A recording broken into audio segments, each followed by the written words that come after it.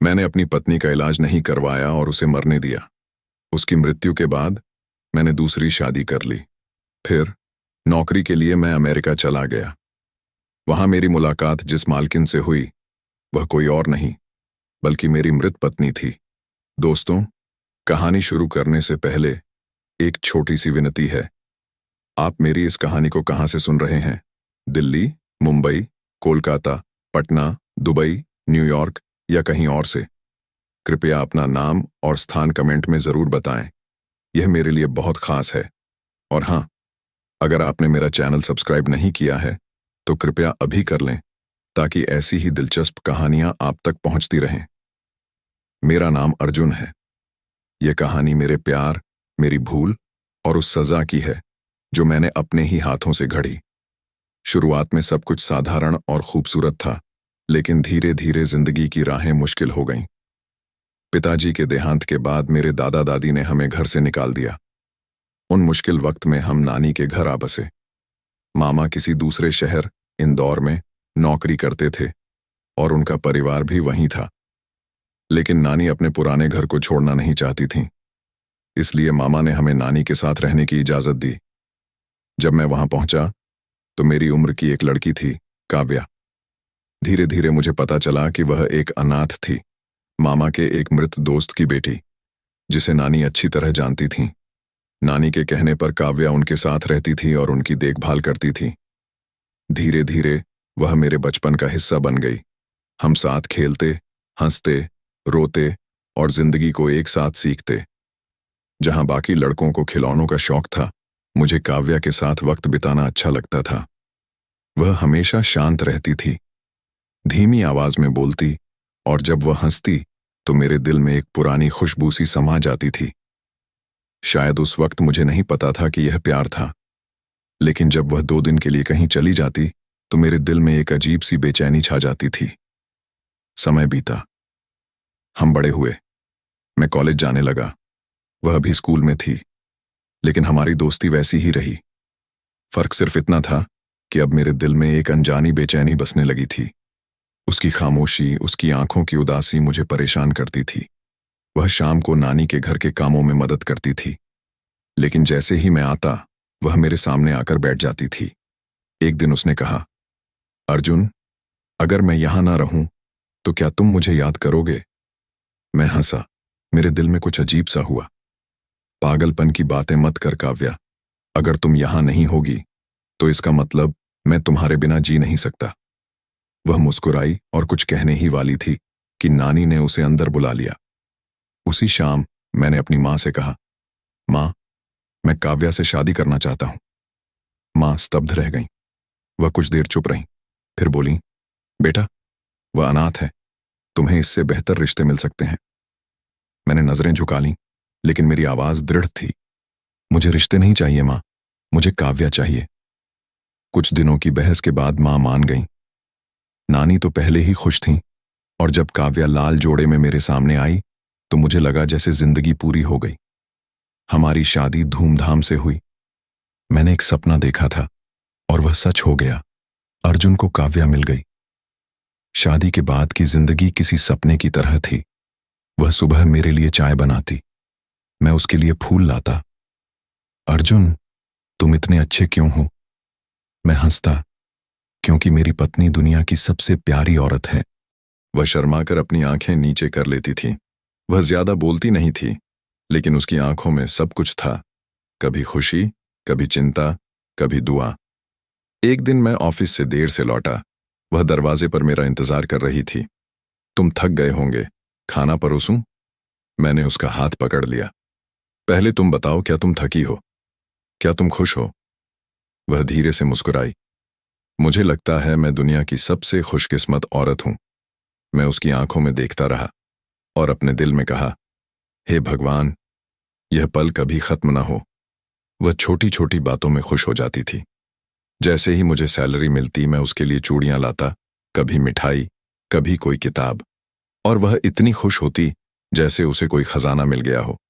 अर्जुन, तुमने मुझे दुनिया के सारे सपने दे दिए। मैं कहता, सपने अभी बाकी हैं, मैं तुम्हारे लिए सब कुछ बनूंगा। हमारे दिन, हफ्ते, महीने बीतने लगे। कभी कभी मैं उसके काम में मदद करता, कभी हम नानी के पास बैठकर हंसते। मैं उसे ऑफिस की कहानियां सुनाता। वह मुस्कुराती। जब वह थक जाती तो बैठकर मेरे सिर पर हाथ फेरती। मुझसे शादी करके तुम्हें क्या मिला? मैंने एक शाम उससे कहा। प्यार, सच्चाई। एक बार मैंने कहा, आज ऑफिस में पार्टी है, चलो तैयार हो जाओ। वह पहली बार मेरे साथ बाहर जा रही थी। जब वह हरी साड़ी में कमरे से निकली तो समय जैसे थम गया। क्या देख रहे हो? अपनी किस्मत। वह शर्मा गई। लोग कहते हैं कि समय के साथ प्यार फीका पड़ जाता है, लेकिन मेरे लिए जिस दिन काव्या मेरे घर आई, उसने मेरा दिल चुरा लिया। हर पल उसकी खुशबू से भरा था। हमारी शादी को 6 महीने हो चुके थे, लेकिन मेरी कहानी अभी शुरू हुई थी। जिंदगी अपनी रफ्तार से चल रही थी, लेकिन घर में एक खामोशी थी। नानी का व्यवहार वैसा ही था, लेकिन मां के चेहरे पर अक्सर चिंता का बोझ दिखता था। एक दिन जब मैं ऑफिस से लौटा तो मां आंगन में बैठी थीं और काव्या उनके सामने चाय रख रही थी। तुम दोनों की शादी को 6 महीने हो गए, अर्जुन, अब हमें कोई अच्छी खबर भी चाहिए। मैंने हल्के लहजे में कहा, मां, अभी समय है, सब ठीक हो जाएगा। मां ने चाय का कप रखते हुए कहा, यह तब ठीक होगा जब बच्चा होगा। एक औरत का सम्मान तभी है जब वह मां बनती है। मैंने काव्या को देखा। वह नजरें झुकाकर अंदर चली गई। उसके कदम जैसे भारी हो गए थे। मैं मां से बहस नहीं करना चाहता था, इसलिए चुपचाप कमरे में चला गया। उसी रात हमने बात शुरू की। क्या तुम्हें लगता है मां सही कह रही हैं?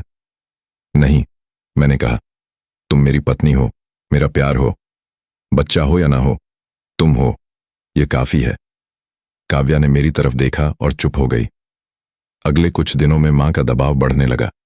कभी वह किसी डॉक्टर का जिक्र करती, कभी पूजा की बात। फिर एक दिन वह एक तावीज लाई और उसे काव्या के गले में बांध दिया। मां, क्या आप इन सब में यकीन करती हैं? यकीन करूं या न करूं, मैं एक मां हूं। हर मां चाहती है कि उसका वंश चले। मैंने वह तावीज काव्या को दिया। उसने चुपचाप लिया और चली गई।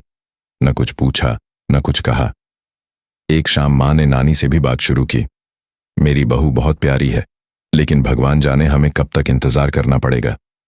नानी ने साफ कहा, सब कुछ समय पर आता है। यह ईश्वर का तोहफा है, इसमें जबरदस्ती नहीं हो सकती। लेकिन इन बातों ने घर का माहौल बदल दिया। पहले काव्या खुलकर बात करती थी, अब वह शांत हो गई। वह देर रात तक जागती। कभी कभी उसकी आंखें लाल हो जाती, लेकिन वह कुछ न कहती। मैंने एक बार कहा, अगर तुम चाहो तो हम डॉक्टर के पास जा सकते हैं। अभी क्यों? हमें थोड़ा और समय देना चाहिए ना? मैंने सिर हिलाया, मानो सब ठीक हो जाएगा। सच तो यह था कि मुझे भी कोई जल्दी नहीं थी, लेकिन चारों तरफ से अफवाहें बढ़ रही थीं। फिर मां की तबीयत बिगड़ने लगी। उनकी सांसें मुश्किल हो गईं। सीने में दर्द था। जब हम उन्हें अस्पताल ले गए तो पता चला कि उन्हें दिल की बीमारी है। वह कुछ दिन अस्पताल में रहीं। काव्या और मैंने बारी बारी उनकी देखभाल की। उनके आखिरी दिनों में भी वही सवाल उनकी जुबान पर था, अर्जुन, मेरी आखिरी इच्छा है कि मैं तुम्हारे बच्चे को देख सकूं।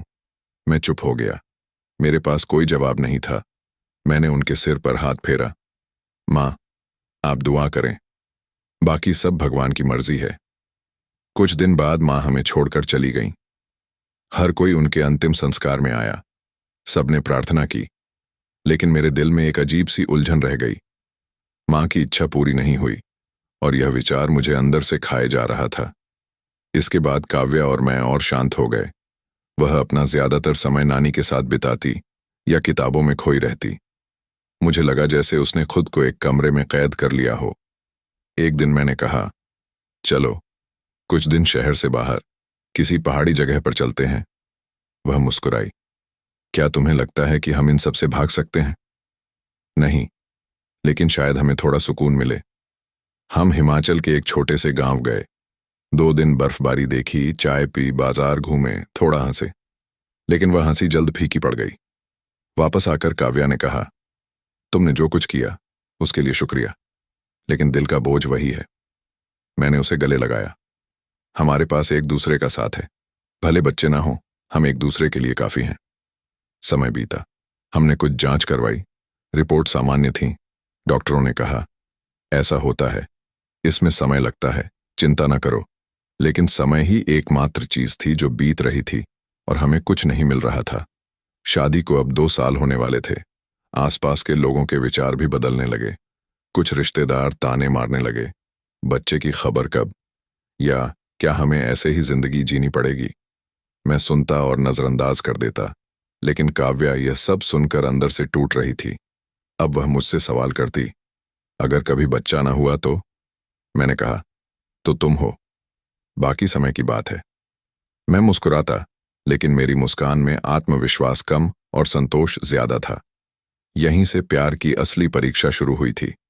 मुझे लगता था कि हम यह सब सह लेंगे, लेकिन हम इस बात से अनजान थे कि जिंदगी ने हमारे लिए क्या तय किया था। समय बीतता गया और हमारी जिंदगी बदलने लगी। मैं सुबह ऑफिस जाता, काव्या घर के छोटे मोटे काम करती, कभी नानी के पास जाती, कभी किताबों में खोई रहती। लेकिन बच्चा ना होने का दर्द अभी भी हमारे बीच था। हमने जीने का तरीका बदल लिया था। एक दिन जब मैं ऑफिस से लौटा, काव्या रसोई में सब्जियां काट रही थी। मैंने देखा, उसका चेहरा पहले से ज्यादा पीला हो गया था। मैंने पूछा, क्या तुम ठीक हो? उसने नजरें चुराकर कहा, मौसम बदल रहा है, शायद इसलिए सर्दी हो गई है। मैंने सोचा, ऐसी छोटी मोटी बीमारियां तो होती रहती हैं, और बात को वहीं छोड़ दिया। लेकिन अगली सुबह काव्या ने नाश्ता नहीं बनाया। वह कंबल ओढ़े बिस्तर पर लेटी थी। क्या हुआ? मैंने पूछा। उसे रात से बुखार और खांसी थी। मैंने उसका माथा छुआ, वह बहुत गर्म था। मैंने तुरंत क्लिनिक ले जाने की तैयारी की। डॉक्टर ने जांच की, दवाएं दी और कहा, बुखार हल्का है, दवाओं से ठीक हो जाएगा, लेकिन अगर 2-3 दिन में सुधार ना हो तो टेस्ट करवाएं। 2 दिन बीते, बुखार और खांसी में कोई कमी नहीं आई। तीसरी रात वह बार बार उठकर पानी पीती। खांसी इतनी तेज थी कि सांस लेना मुश्किल हो रहा था। मैंने उसे अस्पताल ले जाने का फैसला किया। वहां ब्लड टेस्ट हुए। अगले दिन रिपोर्ट आई। डॉक्टर ने मुझे अंदर बुलाया। अर्जुन जी, कुछ गंभीर बात है, आपको सच सुनने के लिए तैयार रहना होगा। मैं चिंतित होकर बैठ गया। क्या बात है? डॉक्टर ने गहरी सांस ली। आपकी पत्नी को कैंसर है। मेरे हाथ से फाइल गिर गई, जैसे सब कुछ एक पल में बदल गया। आप क्या कह रहे हैं? कोई गलती तो नहीं? डॉक्टर ने ग्राफ और नंबर दिखाए। हम और टेस्ट करेंगे, लेकिन लक्षण कैंसर की ओर इशारा करते हैं।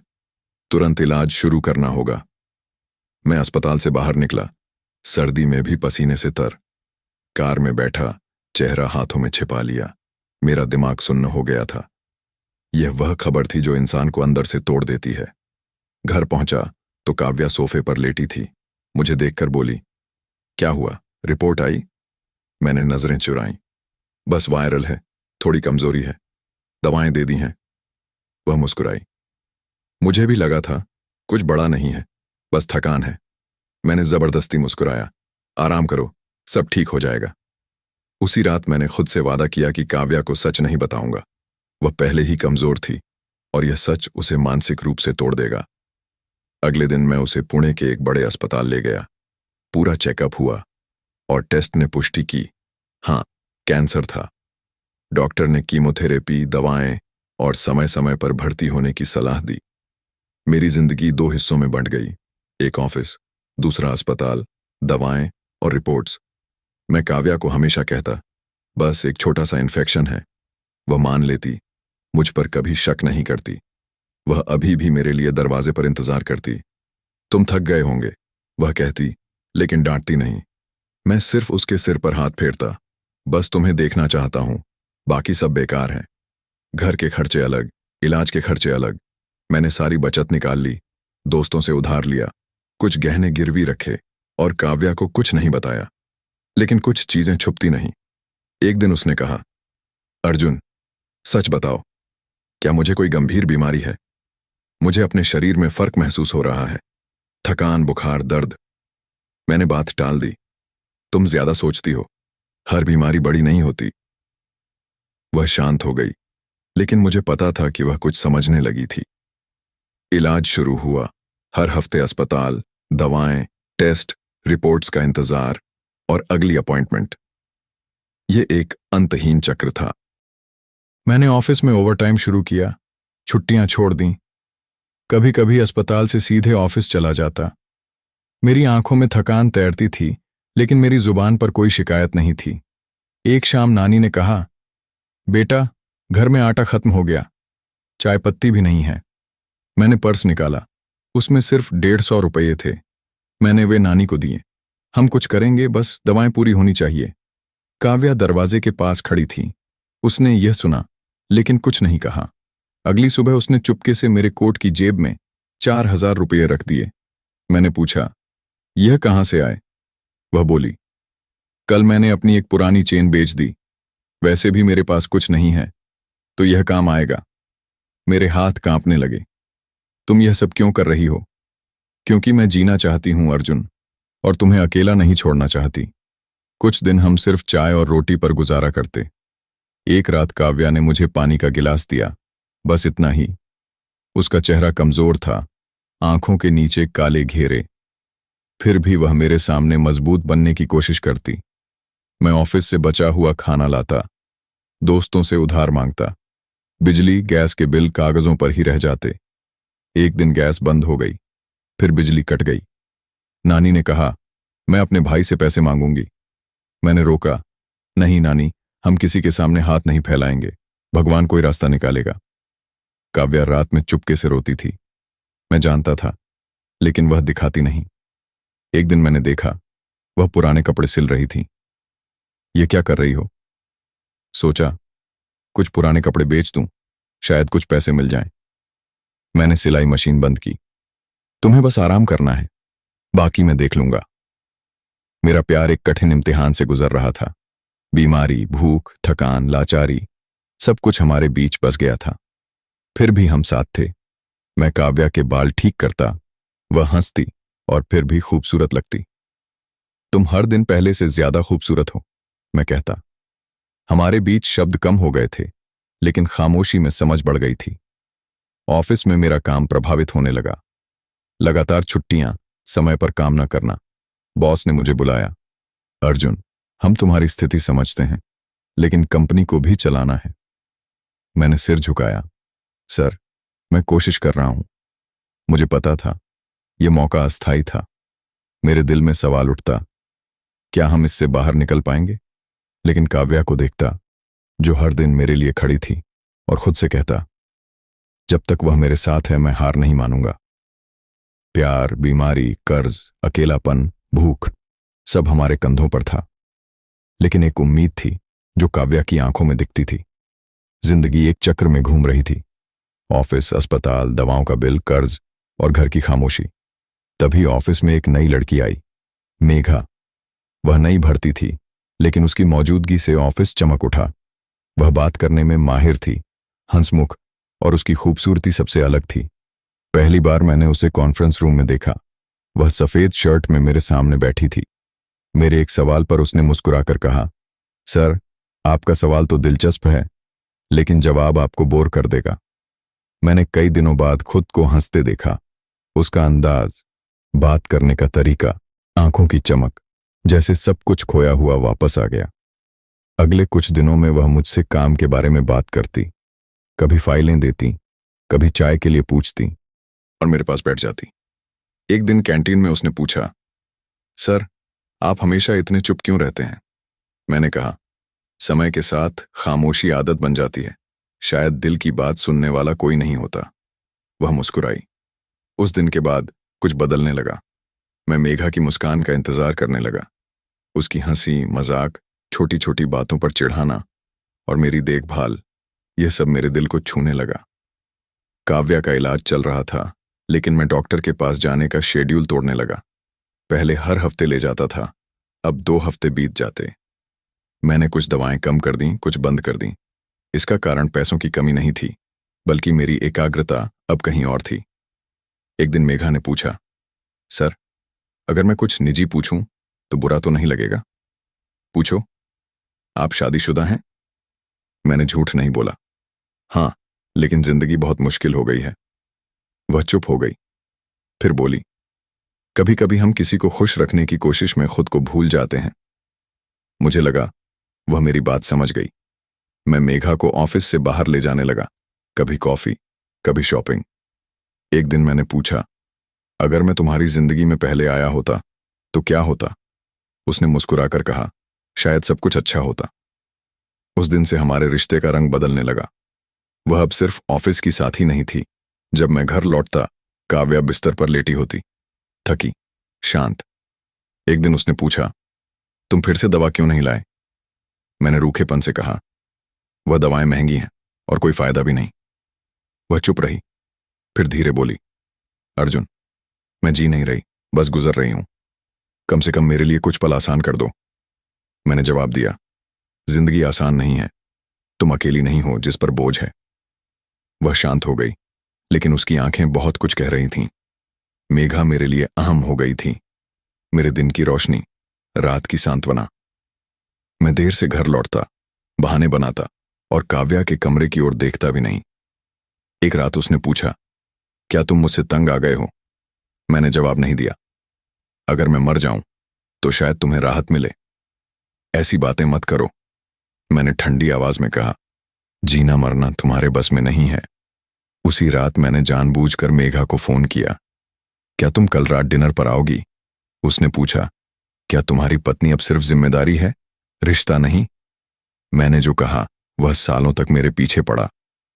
हाँ, काव्या की खामोशी, उसकी आंखों की नमी, मैंने सब नजरअंदाज करना सीख लिया था।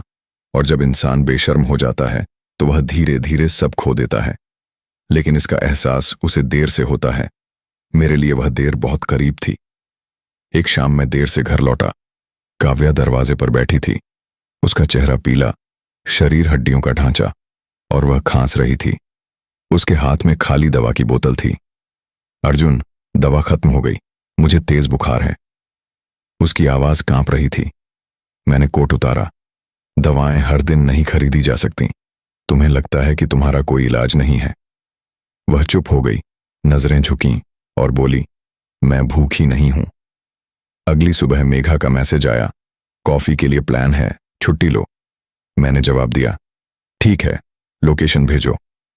काव्या से कहा, ऑफिस में मीटिंग है, देर हो सकती है। उसने सिर हिलाया।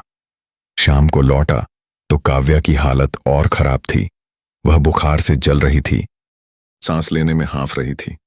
नानी ने पानी का गिलास दिया, लेकिन वह पी नहीं सकी। चलो, डॉक्टर के पास चलते हैं, मैंने ठंडी आवाज में कहा। नहीं, कल चलेंगे, मैं आज बर्दाश्त कर लूंगी। मैं चुप रहा और दूसरे कमरे में चला गया। मेघा के साथ मेरा रिश्ता इतना बढ़ गया कि वह घर आने लगी। एक बार वह देर रात तक रुकी। मैंने उसके लिए खाना मंगवाया। काव्या दूसरे कमरे में बेहोश थी, लेकिन मैंने उसके दरवाजे पर दस्तक नहीं दी। मेघा ने पूछा, तुम्हारी पत्नी अंदर है? हाँ, रिश्ता कागजों पर है, दिल में नहीं। मुझे डर लगता है, उसने हंसकर कहा। अगर उसे सब पता चल गया? मैंने लापरवाही से कहा। अगर समझ गई होती तो अब तक चली गई होती। उन दिनों मैं पूरी तरह बदल गया था। ऑफिस में मेघा, घर पर खामोशी, और काव्या बिस्तर पर पड़ी थी। एक दिन मैंने छुट्टी ली, लेकिन घर जाने के बजाय मेघा के साथ घूमने गया। लौटकर कमरे में गया तो काव्या बेजान लग रही थी, चेहरा सफेद, सांसों में आवाज। मैंने पानी पिलाया। उसने कहा, मुझे डॉक्टर के पास ले चलो, आज कुछ और बुरा है। मेरा फोन डिस्चार्ज था, अभी नहीं जा सकता, फोन चार्ज होने दो। मुझे इलाज के लिए ले चलो, मैं वापस आऊंगी। काव्या, तुम नहीं समझती, इलाज महंगा है और कोई फायदा नहीं।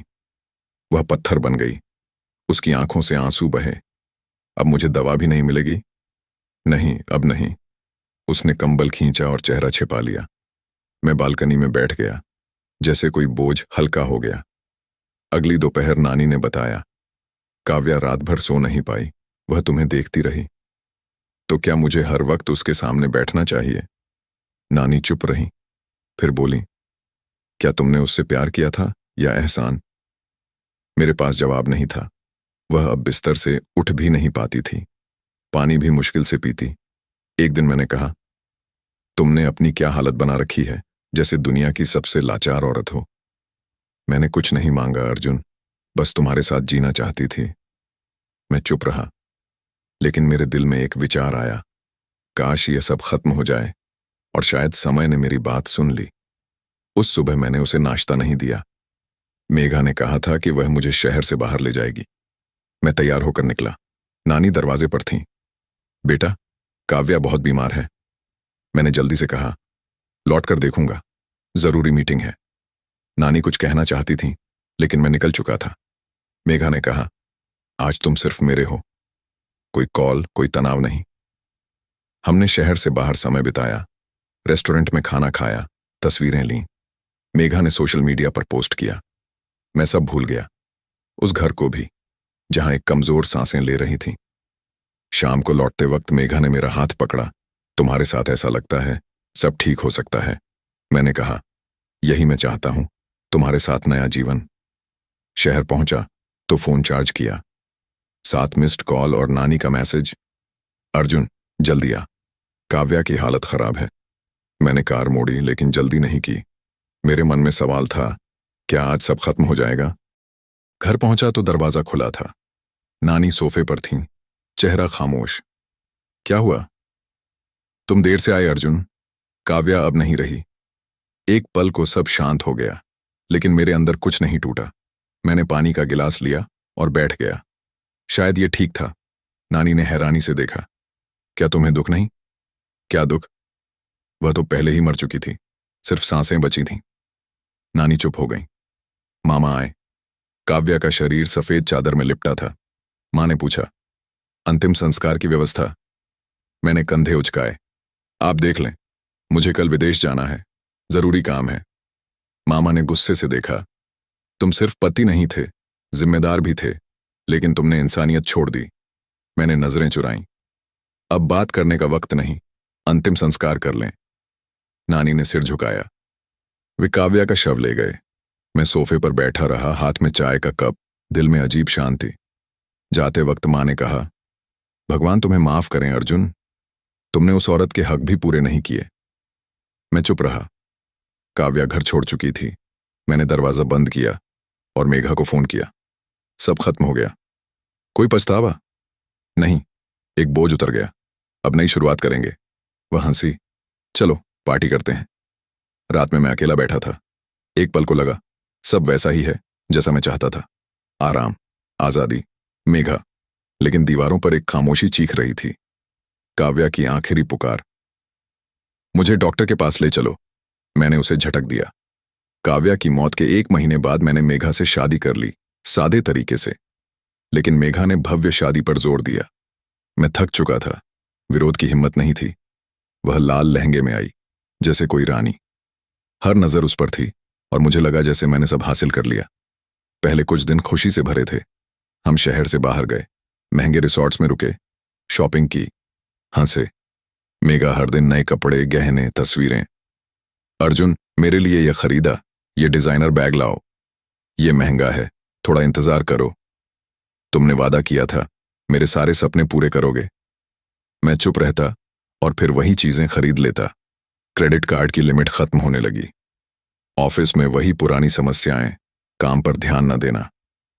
एक दिन मेघा सोफे पर बैठी थी, सामने सैलून का बैग। ये क्या? मैंने अपने लिए खर्च किया। मुझे हर दिन हजारों कहां से मिलेंगे? तो मैं वह पत्नी बन जाऊं जो बिस्तर पर सड़ती है। यह तीर की तरह मेरे दिल में चुभा। रात में मैं पसीने से भीगा जागा। सपने में काव्या, उसका चेहरा, उसकी पुकार। मैं खिड़की के पास खड़ा रहा। नीचे सड़क सुनसान थी, लेकिन मेरा दिमाग शोर से भरा था। अगले दिन ऑफिस में ध्यान नहीं दे पाया। बॉस ने कहा, अर्जुन, तुम्हारा काम दिन ब दिन खराब हो रहा है। खेद है सर, अगली बार ठीक होगा। लेकिन मुझे खुद नहीं पता था कि क्या ठीक होगा। शाम को मेघा नई ड्रेस में तैयार थी। चलो, नया रेस्टोरेंट खुला है। मेरी तबीयत ठीक नहीं। ठीक है, मैं अकेले जाऊंगी। उसने दरवाजा जोर से बंद किया। मैं सोफे पर बैठा रहा। काव्या के आखिरी दिन याद आए।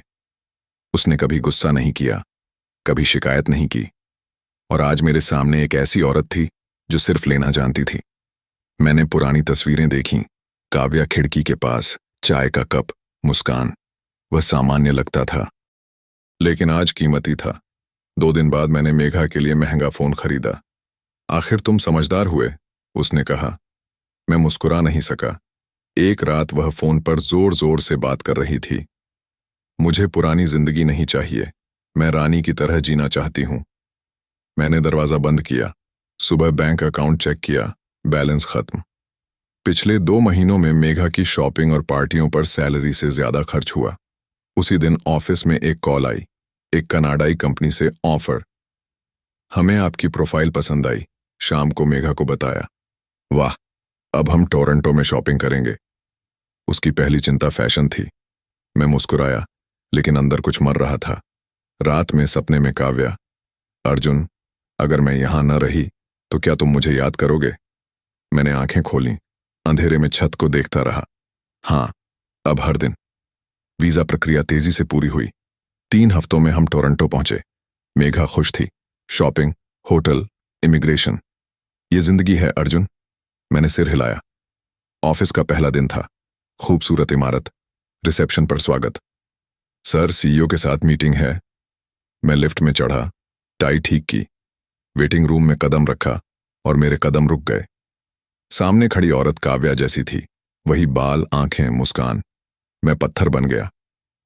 कनाडा में स्वागत है श्रीमान अर्जुन। उसने हाथ बढ़ाया। मैंने हिचकिचाते हुए हाथ मिलाया। मैंने आपका चेहरा कहीं देखा है। हाँ, बहुत से लोग ऐसा कहते हैं। उसका नाम काव्या शर्मा। मेरे पैरों तले जमीन खिसक गई। तुम क्या हो?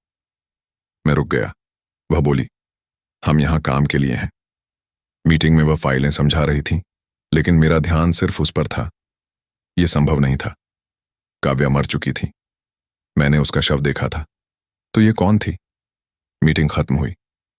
उसने कहा, उम्मीद है आप जल्द घुल मिल जाएंगे। मैंने कहा, मैं तुमसे अकेले बात करना चाहता हूं। ऑफिस में निजी बातें नहीं होती। उसकी ठंडी आवाज ने मुझे भ्रमित किया। बाहर मेघा खड़ी थी। इतना समय लिया? क्या सीईओ के विचारों में खो गए? मैं चुप रहा। गाड़ी चलाते वक्त उसका चेहरा मेरे दिमाग में घूमता रहा। क्या वह काव्या थी? मैंने भारत में मामा को फोन किया। मामा, काव्या क्या सचमुच मर गई थी? दूसरी तरफ खामोशी। ये कैसा सवाल है? मुझे सच बताओ, क्या वह जिंदा है? मामा की आवाज भारी थी। अर्जुन, मैं अब बोझ नहीं सह सकता। हाँ, वह जिंदा थी। फोन मेरे हाथ से गिर गया। उस दिन जब हम उसे ले गए वह मरी नहीं थी। उसकी सांसें कमजोर थीं। डॉक्टर ने कहा वह बच सकती है। उसके मामा, जिन्होंने उसे सालों पहले मेरे पास छोड़ा था, उसे इलाज के लिए ले गए। वह बच गई। तुमने मुझे क्यों नहीं बताया? हमें लगा तुम्हें परवाह नहीं। तुमने उसके शव का भी दुख नहीं मनाया। मामा, वह अब एक बड़ी कंपनी की मालिक है और शादी करने वाली है। तो तुम क्या चाहते हो? तुमने उसे अपनी जिंदगी से निकाल दिया। मैं माफी मांगना चाहता हूं। माफी सब ठीक नहीं करती। फोन कट गया। मुझे नानी के देहांत की खबर भी मिली। मुझे हर चीज से अनजान रखा गया था। मेघा फ्लैट पर लौटी, हाथ में शॉपिंग बैग। तुमने काव्या को जहर दिया था। वह चुप रही, फिर मुस्कुराई। अब यह सवाल क्यों? मैंने दवा में एक गोली मिलाई थी। तुमने खुद कहा था कोई फायदा नहीं। तुम्हें शर्म नहीं आई? शर्म? वह तुम्हें पीछे खींच रही थी। मैं तुम्हें आगे ले जाना चाहती थी। मैंने कहा, अब हम अलग हो रहे हैं, तलाक होगा। वह हंसी। तुम्हारे चेहरे पर शांति नहीं है अर्जुन, शायद कभी नहीं आएगी। मैंने कमरा बंद किया। कई दिन हिचकी, शर्म और हार के बोझ में डूबा रहा। एक सुबह मैं काव्या की कंपनी गया। रिसेप्शन पर मुझे रोका गया, लेकिन मैं सीधे उसके ऑफिस में घुसा। वह बैठी थी, सामने उसका मंगेतर रोहित। उसने मुझे देखा, लेकिन आंखों में कोई आश्चर्य नहीं था। बैठो। मैं सोफे पर बैठा। काव्या, मैं जानता हूं, मैंने तुम्हारे साथ क्रूरता की। मैंने तुम्हें बीमारी में छोड़ दिया। तुम्हारा सच झूठ कहा। तुम्हें मरा समझा। मुझे पता है मैं कैसे बची। उसका लहजा ठंडा था। तुमने सोचा मैं तुम्हें माफ कर दूंगी? नहीं, मैं बस चाहता था कि तुम जानो मैं वह इंसान नहीं हूं। तुम अब कुछ भी नहीं हो अर्जुन। तुमने अपनी जिंदगी से सब खो दिया। मुझे याद है जब मैं दवा मांगती थी तुम कहते थे कोई फायदा नहीं। मैंने सिर झुकाया। मैं क्यों बची? क्योंकि मैंने हार नहीं मानी। मेरे मामा, नानी, रोहित ने मेरा साथ दिया। मैं उसी दिन मर गई थी जब तुम अपनी प्रेमिका के साथ हंसते हुए आए। उसकी आवाज तेज हुई। तुम माफी मांगने आए हो? ये मेरे घाव ठीक नहीं करेगी। तुम्हें मेरा श्राप है, तुम कभी खुश नहीं हो पाओगे। मैं कांपते हुए बोला, क्या तुम मुझे दिल से श्राप देती हो? मेरा दिल तुम्हारे साथ दफन हो गया। यह मेरे अस्तित्व की आखिरी पुकार है। मैं उठा, दरवाजे की ओर गया, फिर मुड़ा। क्या तुम खुश हो? हाँ, और यह तुम्हारी वजह से कि मुझे तुमसे छुटकारा मिला। तलाक के कागजात भेज दो ताकि मैं रोहित के साथ जिंदगी शुरू कर सकूं। मैं फ्लैट लौटा। मेघा ने तलाक दे दिया, सब कुछ ले गई, पैसा, सम्मान, मेरा नाम। मैंने काव्या को तलाक दे दिया क्योंकि यह मेरे पापों की एकमात्र माफी थी। एक दिन मुझे थकान महसूस हुई। डॉक्टर के पास गया, टेस्ट आए। अर्जुन जी, आप पिता नहीं बन सकते। यह मेरे लिए मौत से कम नहीं था। अब समझ आया, काव्या की वजह से नहीं, मेरी वजह से बच्चा नहीं हुआ। मैंने सारा दोष उस पर डाला। मेरे दिन आलस्य में गुजरने लगे। मैं कभी किसी के दरवाजे पर बैठता, कभी पार्क में, कभी मंदिर के पास। लोग मुझे खाना या पैसे देते। कभी भिखारी भी मुझ पर तरस खाता। मेरी जिंदगी खत्म नहीं हुई थी, लेकिन मैं मर चुका था। दीवार पर एक बात लिखी थी, तुम कभी खुश नहीं हो पाओगे। मैं हर सांस में उस श्राप को सुनता था। सालों तक मैं उसी हालत में रहा, एक छाया जो कभी लोगों पर हुक्म चलाती थी। रातें फुटपाथ पर गुजरती थीं। मेरे पास न घर था, न पहचान। मैं वही अर्जुन था जिसने परिवार, प्यार और सम्मान खो दिया। काव्या का श्राप मेरे जीवन का हिस्सा था। एक रात मैं मंदिर के पास बैठा था। एक साधु आए, उन्होंने पानी का गिलास दिया। बेटा, तुम इतने दुखी क्यों हो? मैं चुप रहा। जीवन तब तक खत्म नहीं होता जब तक सांस है। उन्होंने कहा, तुम अपने पापों का प्रायश्चित कर सकते हो। खुशी का मतलब ये नहीं कि तुम्हें क्या मिला, बल्कि तुम क्या दे सकते हो। उनकी बातों ने मेरे दिल को छुआ। मैं क्या कर सकता हूं? सेवा करो। जिस तरह तुमने दुख दिया, उसी तरह खुशी दो। उस रात मैंने नया निर्णय लिया। मैंने मंदिर में सेवा शुरू की, सफाई, भोजन बनाना, गरीबों को खिलाना। कुछ दिनों में मुझे शांति मिली। मुझे लगा मेरा बोझ हल्का हो गया। जब मैं किसी को खाना खिलाता, उनकी खुशी मुझे कीमती लगती थी। एक दिन साधु ने एक पत्र दिया। यह 1 महीने पहले आया था। पत्र पर काव्या का नाम था। मैंने खोला। अर्जुन, जब तुम आए थे, मैं तुम्हें माफ नहीं कर सकी। लेकिन मेरा श्राप मेरे दिल से था, दिमाग से नहीं। मैंने तुम्हें माफ कर दिया। मुझे पता है, तुमने अपनी संपत्ति गरीबों में बांट दी और सेवा कर रहे हो। ये वही अर्जुन है जिसे मैं प्यार करती थी। मैंने और रोहित ने बच्चे का नाम अर्जुन रखा है। जीवन में हमेशा आशा रखो। तुम अकेले नहीं हो, क्योंकि तुम मेरे दिल में हो। मेघा ने भी अपने पापों का प्रायश्चित शुरू किया है। तुम्हारी काव्या। यह पत्र मेरे जीवन का सबसे कीमती तोहफा था। मैंने समझा माफी की ताकत क्या होती है। मैंने साधु को धन्यवाद कहा और एक गांव में चला गया। वहां खेती और समाज सेवा शुरू की। मैंने सीखा, खुशी का मतलब परिवार और जिंदगी को सम्मान देना है। प्यार, सम्मान और क्षमा से ही शांति मिलती है। काव्या का श्राप अब आशीर्वाद बन गया था। मैं अब खुश हूं। मेरे चेहरे पर शांति है। मैंने अपने पापों का प्रायश्चित कर लिया और मेरा जीवन नई रोशनी से भरा है। यह कहानी सिखाती है कि चाहे कितनी गलतियां हों, अगर दिल से माफी मांगें और प्रायश्चित करें तो शांति मिल सकती है। हारना भी जरूरी है ताकि जीवन की असली सीख समझ आए। प्यार और सम्मान की कीमत से बढ़कर कुछ नहीं।